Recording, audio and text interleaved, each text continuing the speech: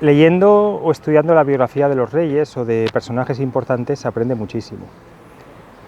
Sobre todo se aprende de los errores que han cometido y sobre todo para evitarlos y de las consecuencias que han tenido en su reinado, en su vida.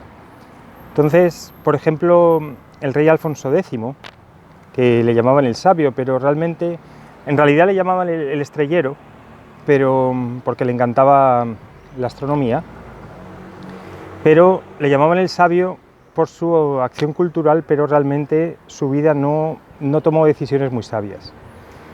Recibió un reino en perfectas condiciones, lleno de riqueza, y lo que ocurre, hasta la mitad del reinado fue un reinado bastante bueno, pero ocurrieron dos cosas. La primera fue que se obsesionó con la idea de ser emperador. Entonces fue a partir de que vio que podía ser emperador, que era un título que daba el Papa en Roma, empezó a dilapidar, digamos, los recursos del reino, intentó comprar a los nobles para que le votaran, para que influenciaran en el Papa, fue varias veces a Roma, es decir, fue un auténtico desastre. Se empeñó en una idea, todo el mundo le decía que qué más daba el título de emperador, pero era su ego que quería a toda costa llevar a cabo esta idea que aunque al principio podía parecer buena, luego se convirtió en una locura y una obsesión, y de un reino con muchísima riqueza lo llevó a la bancarrota. Y esto se puede aplicar en la vida diaria de hoy, es cuando el ego tiene una idea obsesiva, cualquier cosa que quiera, a toda costa, aunque tenga 1000 señales, aunque reciba un montón de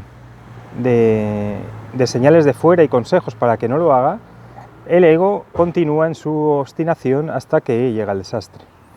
Y lo segundo que el rey Alfonso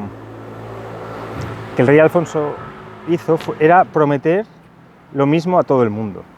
Entonces le prometía, digamos, un condado a uno y luego se lo prometía a otra persona, y obviamente esto lo que hacía es que todo el mundo acababa enfadado con él.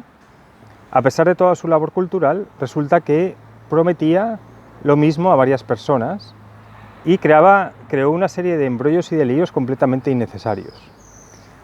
Total, la consecuencia de este rey, o cómo terminó, fue que acabó completamente solo en Sevilla, tuvo que dejar Toledo, acabó con una enfermedad de la gota muy dolorosa, con un carácter de perros inaguantable, todo por empeñarse en una idea que era una locura, que no tenía ni pies ni cabeza, y por prometer lo mismo a varias personas porque no les podía decir que no.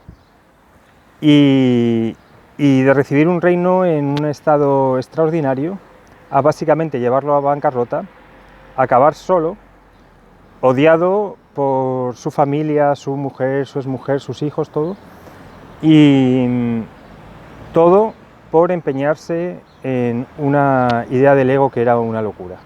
Así que, bueno, os invito a que estudiéis la biografía de los personajes. Si queréis comentar la biografía de algún personaje que os interese o que hayáis leído, pues con mucho gusto lo podéis comentar.